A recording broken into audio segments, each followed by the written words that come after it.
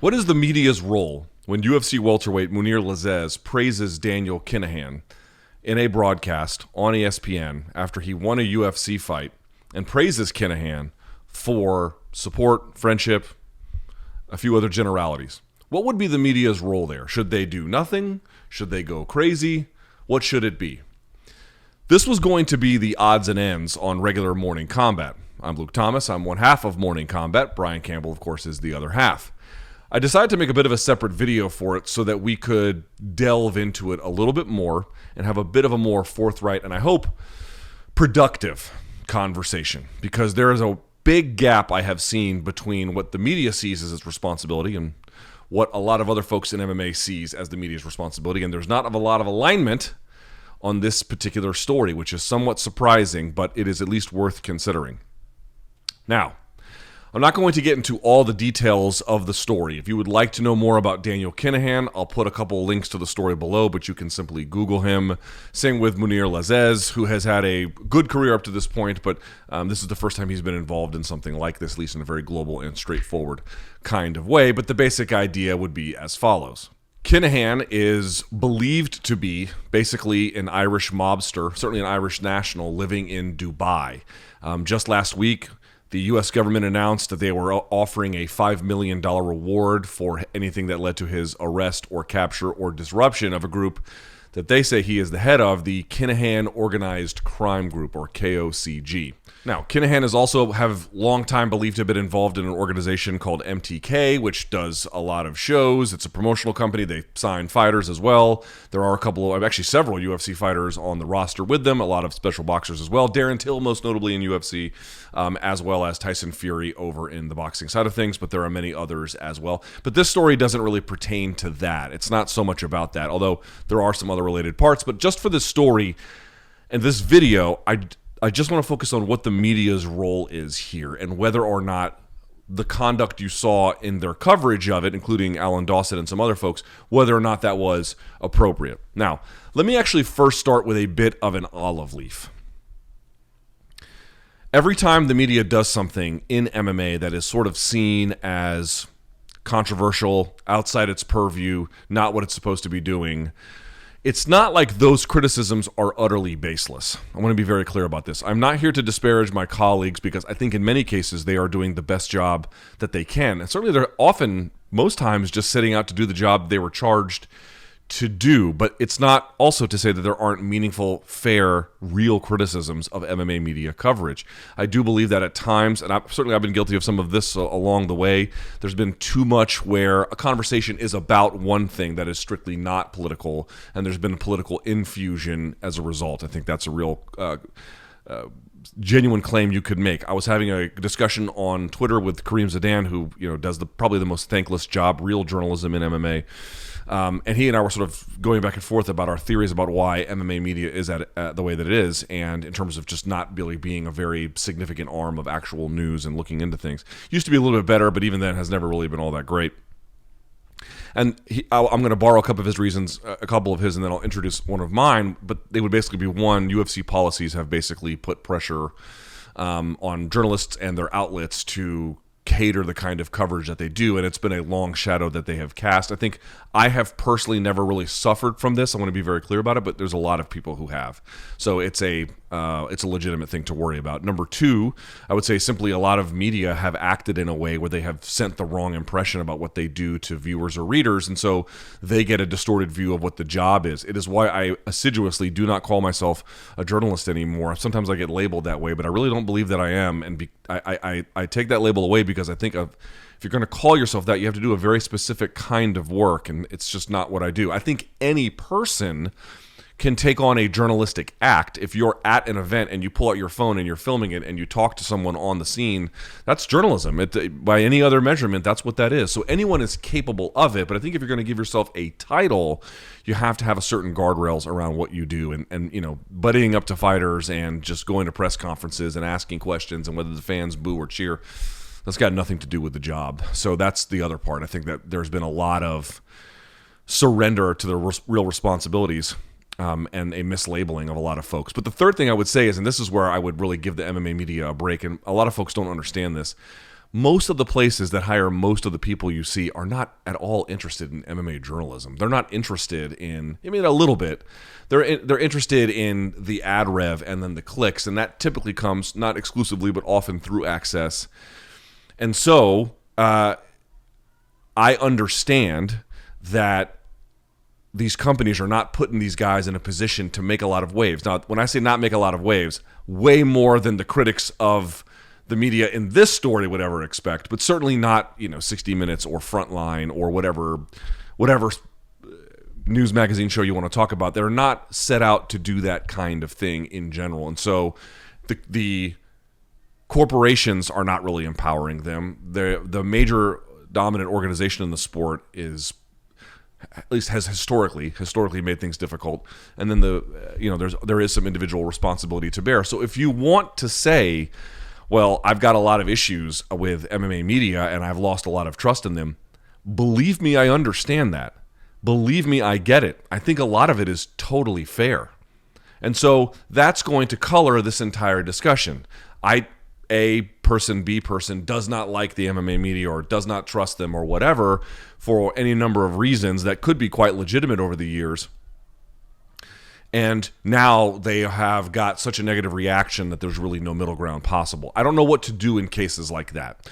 But if you are at least amenable to argument, I would like to make you one. That's what I want to do. I want to give you an argument, and you can like the argument, you can hate it, you can say it's good or you can say it's bad, but that's all that I really want to do with here, which is why I started with the question.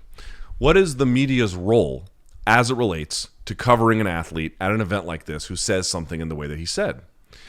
And the answer is there's a few different ways you could do it depending on what you do, but asking more broadly, what should the media do? Well, I don't know what a cameraman should do. I don't know what a sound guy should do.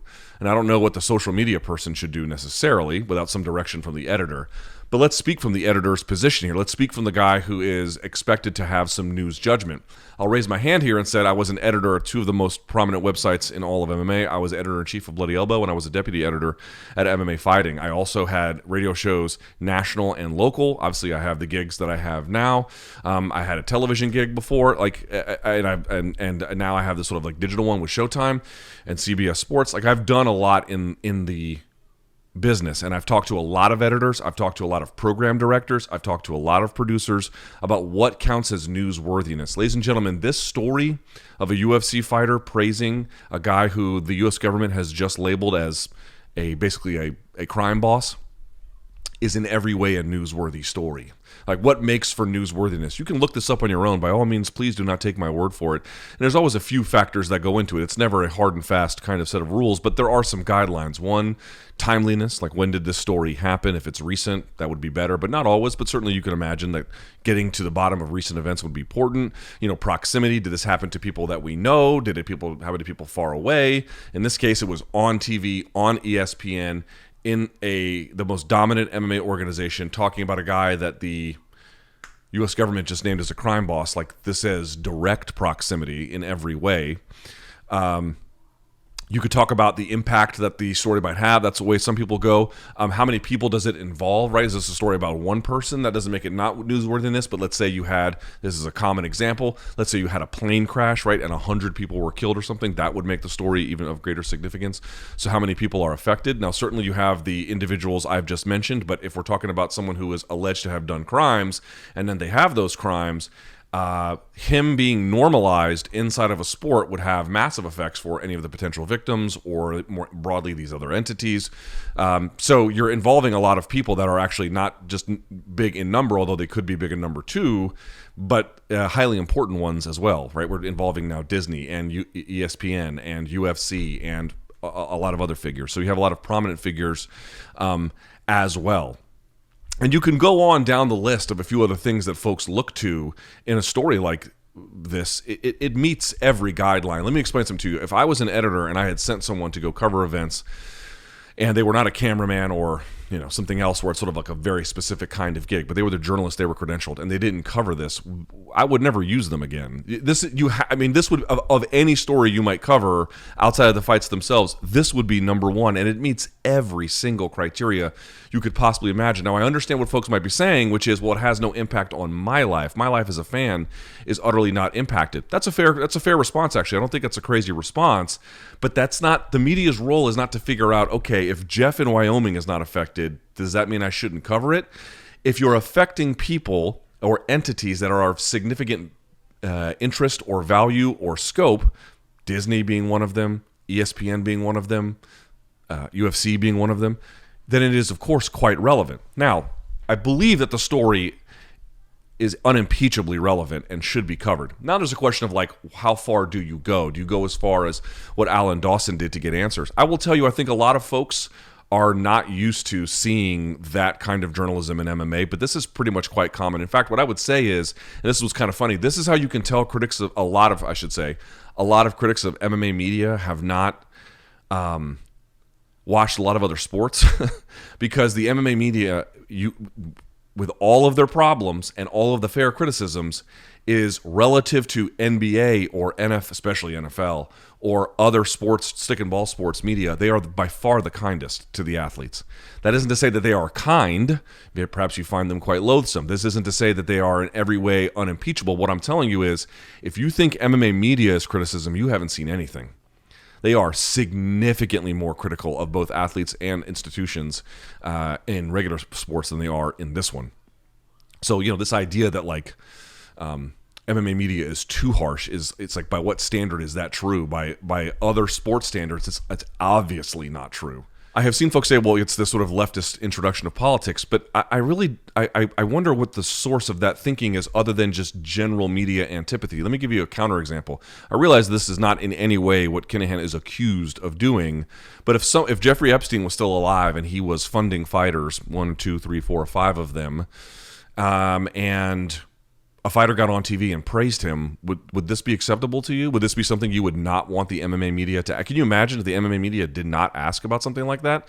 Now, I grant that's not the charge he is facing. So you're like, well, that's different. That would be child predation or something like that. Okay, fine. But the point I'm trying to make here is, the only moral reasoning that has happened by the media and the only moral introduction that they have made is that this is somebody who is wanted by the law and is accused of murder and accused of, or being parts of murders, or accused of serious theft and other crimes.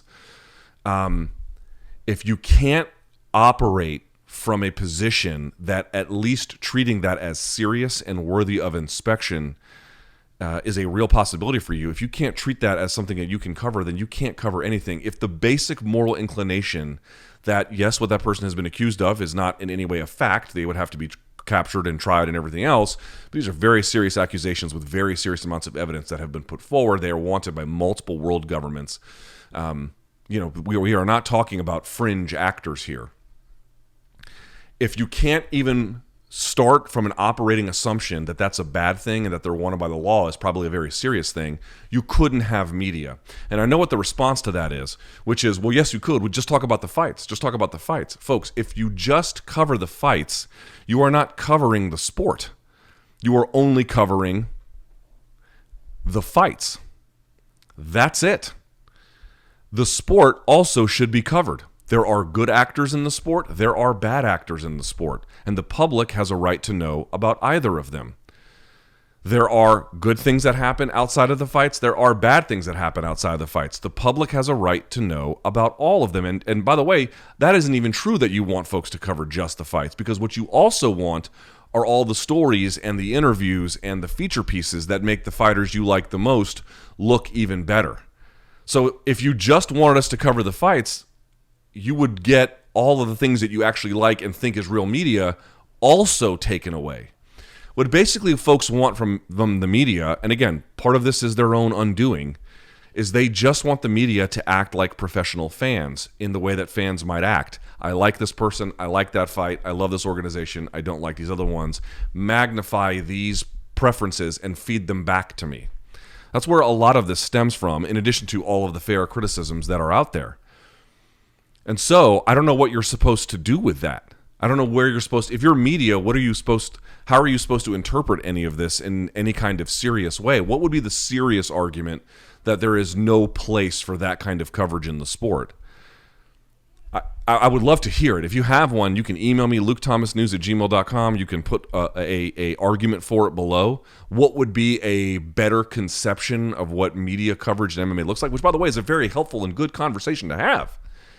But make the argument that a crime lord, an alleged crime lord, wanted by the U.S. government, along with many other places, accused of doing serious crimes, legitimate, very serious crimes, is praised by a professional athlete on the biggest sports network in North America, make the claim that that's not a story, but that all the things that you like that are utterly frivolous, that's really the important stuff. I would love to see it. I would love to see it. You can make all kinds of criticisms about MMA media that I would find probably pretty good. I cannot think of a coherent way to structure a real kind of media coverage that jettisons and repudiates the idea that crime bosses being shouted out by professional athletes, alleged crime bosses, is outside the purview, but fight coverage, and then let's call it it's basically working as a de facto PR arm of the fighters. There's nothing wrong with that, but that should lead the coverage, except that you only want us to cover the fight, so that's gone too. I don't know how this is supposed to work. If you listen to my live chat, if you listen to MK, you all know about my political preferences. I don't hide them from you. I believe that you can make it a more informed decision about the kind of coverage you get and where you should get it if people like me in these positions, journalist, media, whatever they are at least honest with you about their preferences. I don't hide my preferences. I'm honest with you. I absolutely do have left-leaning politics. There's simply no denying it, nor am I trying to deny it. And you should take that into consideration in however you view this coverage or any other coverage. It should in some way impact your judgment. It should also impact all the things I've said. That should be an impact as well. But this, to me, feels like a very basic moral reasoning test. Doesn't feel like it's a whole lot more than that. If we cannot even be in a place where something like this is reported on and the athlete's asked about it in a very professional setting, he wasn't hounded outside in the alleyway, no one followed Mounir Lazzez, not that they would ever do that, but you get the idea. This was a professional setting. He was asked questions as a credentialed member of the media. If even that is outside the purview of what we're supposed to be doing here,